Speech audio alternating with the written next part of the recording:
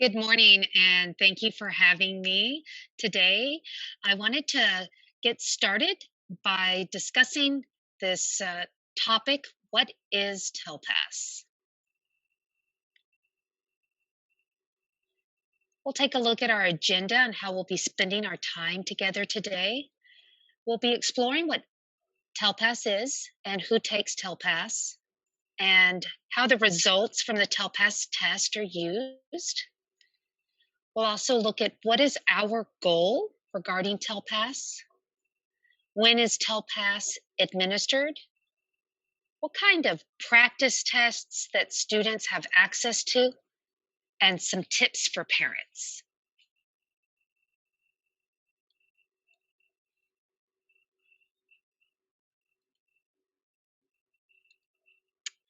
So TELPAS answers the following question: how well is the student currently able to understand and use English during grade level instruction?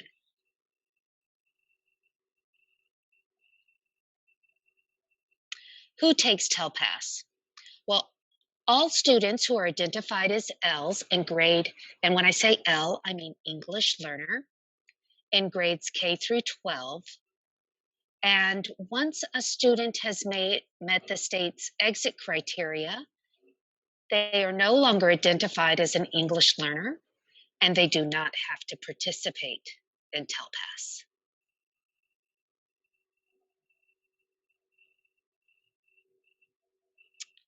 So TELPAS identifies our English learners at different proficiency levels. First, they can be identified as a beginner, which means that they have little or no ability in English,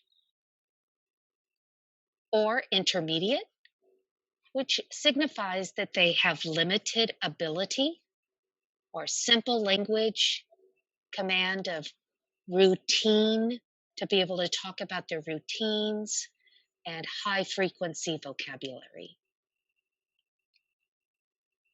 A student with the proficiency level of advanced would be characterized as a student who can complete grade appropriate academic instruction, but with L2 support. L2 means second language support. And the advanced high student also can complete grade appropriate academic instruction, but with minimal second language support. But that support is still necessary. And here we can see the same proficiency summaries in Spanish.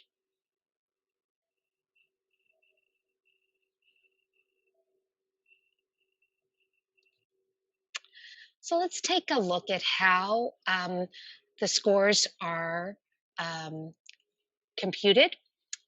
So the student will be taking a test in listening, speaking, reading, and writing. Each of these tests is weighted at 25%.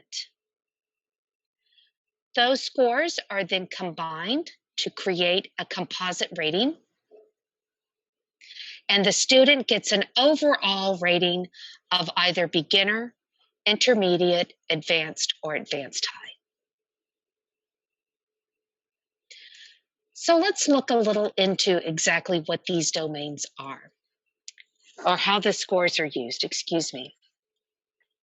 So the results of the TELPAS test are used in many ways. First, they help parents monitor the progress that their students are making. Are they making adequate progress every year? At schools, we also look at these scores to the teachers use them to make decisions around how they will plan their instruction, right? We also use them to decide how long they will continue to receive ESL services. These scores are also reported to our school board and to other school professionals and the community. We use student scores to determine and to evaluate the quality of our programs, how we will allocate resources, including staff. And finally, the results are used to as part of our accountability system for the school. So let's look more deeply at the four different domains. So we said that students would be tested in listening and speaking, reading, and writing. And when we say that these scores reflect their ability to listen, speak, read, and write, we're looking not just at the social language, but also in their ability to engage in the structural work. So within listening, we're looking at how well they can um, understand the social and instructional discourse. Within speaking, this is the same, right? How well can they engage in learning activities that are conducted in English in the classroom? Within reading and writing, we're looking at how well that they can engage in grade appropriate level activities.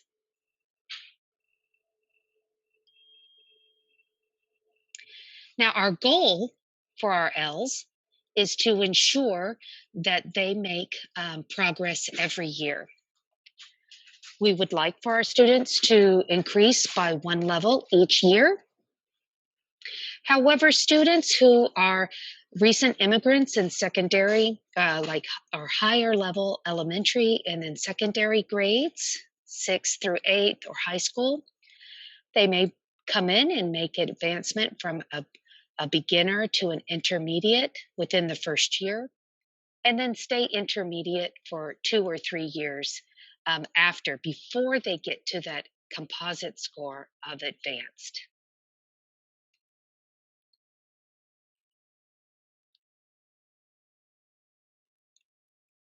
Let's take a look at when TELPAS is administered.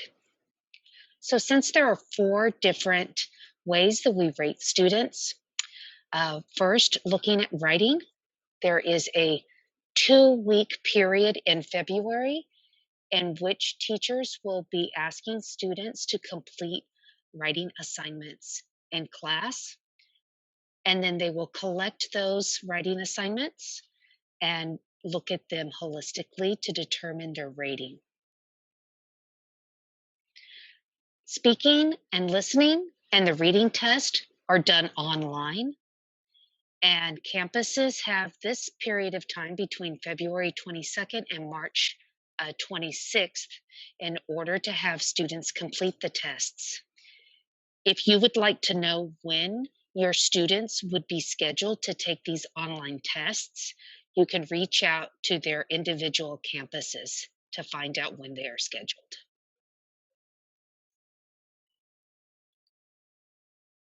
So let's take a moment to look at a practice test together for that are online. Let me go ahead and exit this full screen and take you here. So uh, this is the website that you can go to. It's home.testnav.com. When you enter the site, you'll have to choose Texas.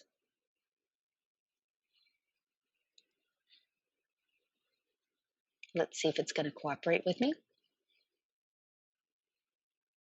Okay.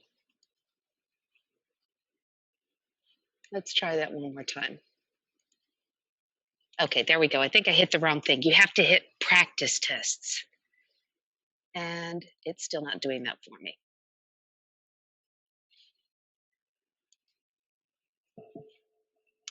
All right.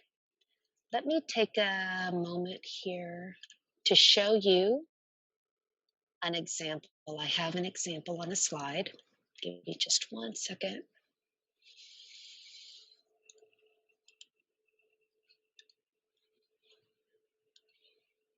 So when we think about the tests, you might be thinking, well, how does a student take a speaking test on a computer, right?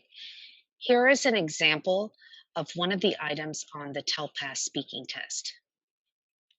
First, students are able to see a short video such as this of a student preparing, a person preparing a sandwich, hamburger.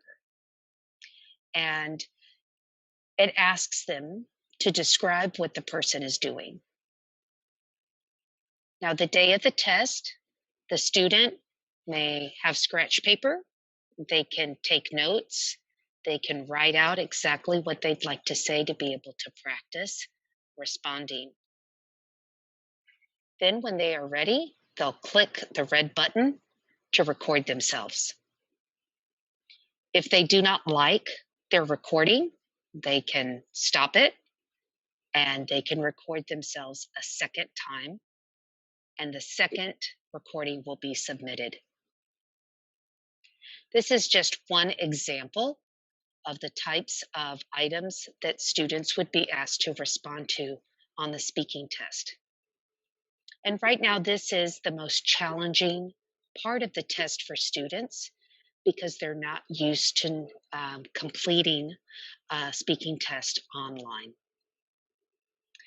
The speaking and listening test does consist of 36 points, and the speaking portion asks them to summarize and provide information and to share opinions and analyze information. Okay, let's move on next here. Thank you, Kelly. Thank you. So what now? Now what? So what we want you to do is to ensure your child attends school on a daily basis. We also would like for you to help your child by reading together or on their own, helping them to write letters, notes, invitations, or emails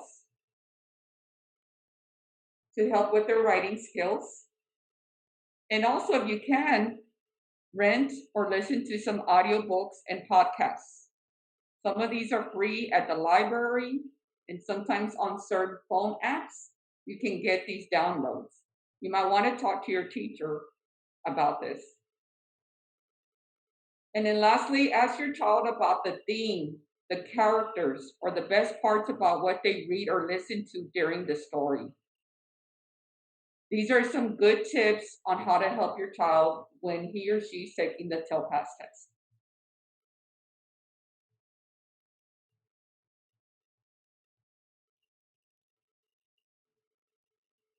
And this concludes our session.